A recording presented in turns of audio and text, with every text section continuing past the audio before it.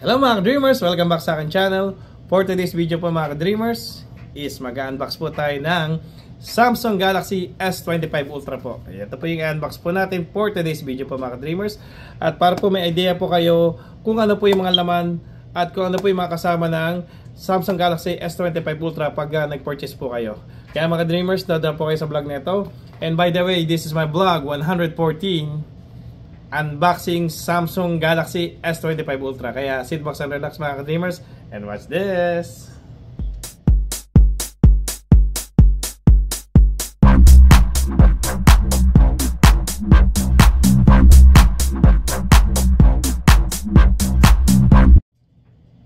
Welcome back sa akin channel mga ka-dreamers. So simulan na po natin ang pag-unbox po ng Samsung Galaxy S25 Ultra po. Ito po yung mga ka-dreamers. At mga ka-dreamers, bago ko pala i-unbox to, ito pong edition and version po ng Galaxy Ultra na Samsung Galaxy S25 po. Ito po yung model po ng 2025 ng Samsung po.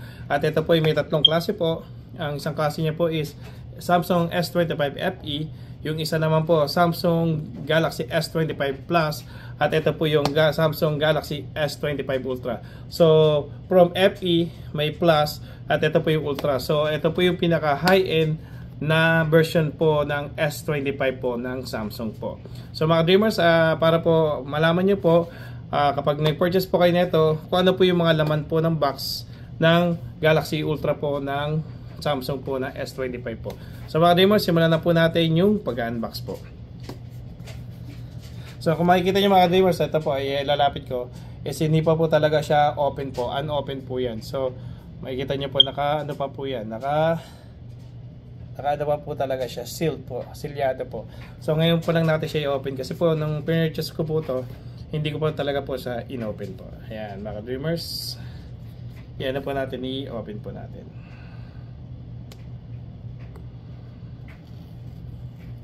Ito po mga ka-dreamers, ino-open na po natin.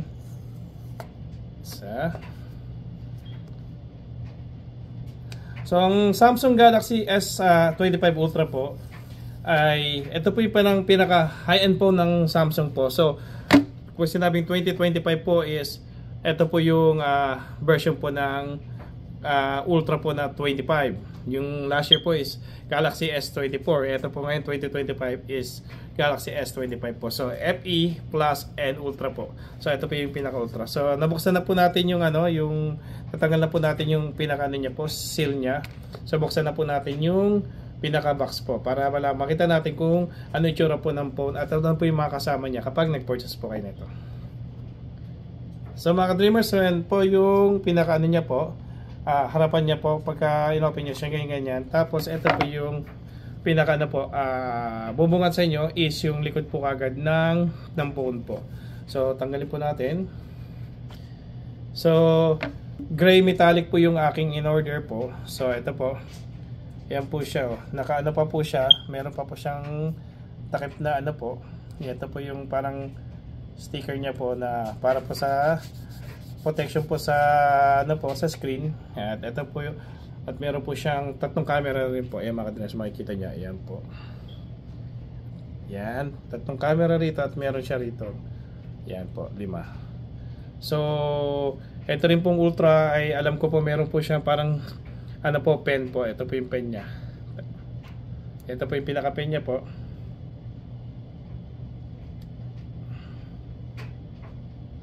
Yan mga ka-dreamers. So ito po yung niya pag pwede kayo mag-drawing or ito po yung pang niya, pang message niya po. Ayan, pang pindot-pindot po sa screen po ng Ultra po. So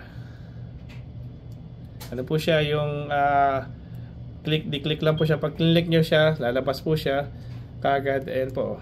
Pero pag ibabalik nyo lang po siya, i-click down, i-click back nyo lang po siya. So mga ka-dreamers, ang niya po, ang laki po ng phone niya is 6.9 po. Nung purchase ko po to, kasi po dinemo sa akin na 6.9 po to. Pero hindi po mismo itong phone yung dinemo sa akin. Dinemo yung po nila, pandemo po nila. So ito po yung pinaka phone po mga ka-dreamers. At meron po siyang I think meron siyang 4 na klase ng meron siyang silver, gray, metallic, meron siyang black, and also meron din siyang yung para siyang ano, para siyang blue metallic. So ito pong akin po is Galaxy S25 Ultra silver, ano po to, gray metallic po. Yan. So ano po yung mga kasama niya po kapag nag-purchase po kayo. Check po natin kung ano yung mga kasama po niya. So mga kasama niya po pa nag-purchase po kayo is may kasama na po siyang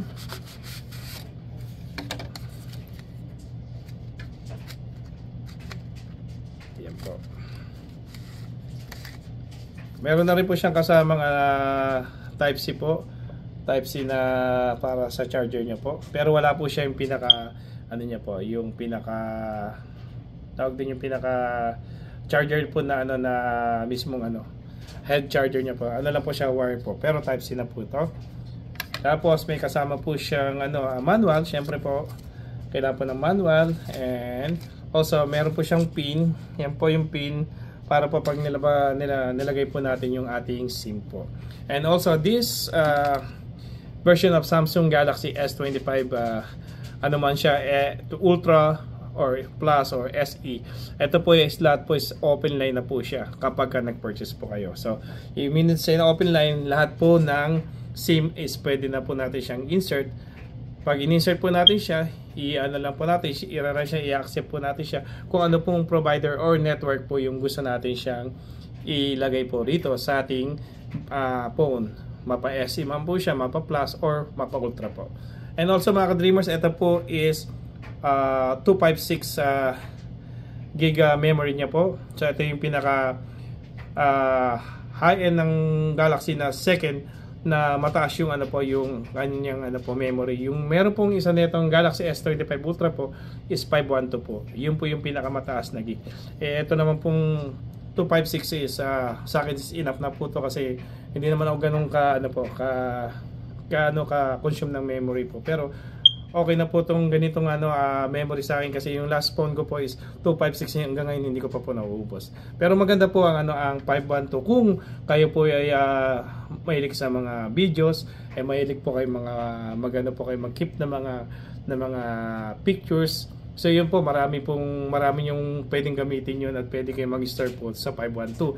Sa 256 is enough for me kasi po masyadong limited lang po talaga yung nilalagay ko pong mga videos and also mga pictures dito sa aking phone po. So last phone ko po yung S23 Plus po is until now hindi pa rin po nauubos yung 256 ko, kaya sa akin is enough na po to. So ito yung mga ka-dreamers. So ito po yung kasama niya mga ka-dreamers. So po yung pinaka phone. So tatanggalin na rin po natin yung ating pinaka shield niya po, yung pinaka protector po. Yan po ng phone pagka nag-purchase po kayo. Ayan po.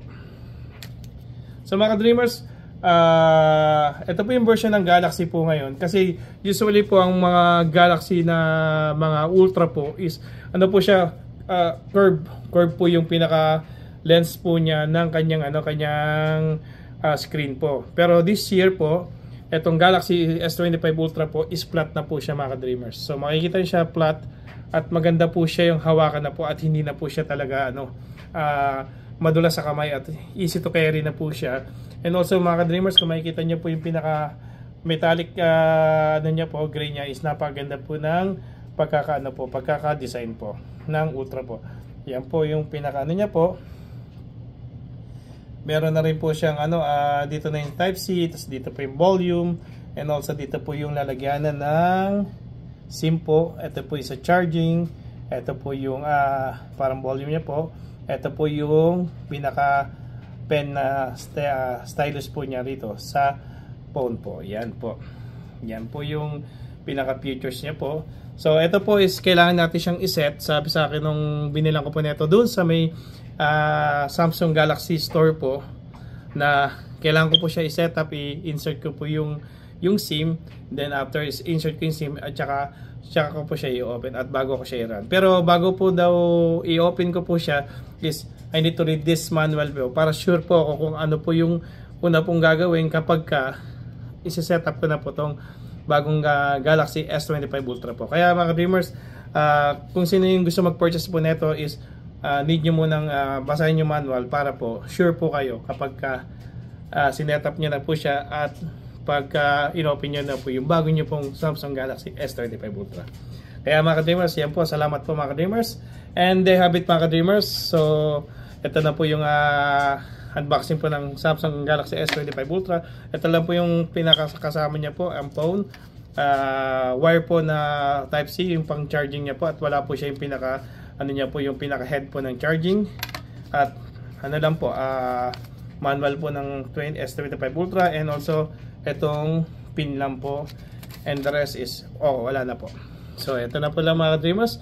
Kaya mga ka-dreamers, bago kayo mag-purchase na ito is pwede mo kayong magtanong at pwede rin po kayong magpa-assist po sa mga mga personal po na nag-assist po sa mga stores na sa mga malls, sa mga Samsung stores, and also kung sa online naman po kayo mag-order, pwede po kayo mag-chat sa live chat po para magtanong po kayo kung ano po yung gusto niyo itanong about Samsung Galaxy S25.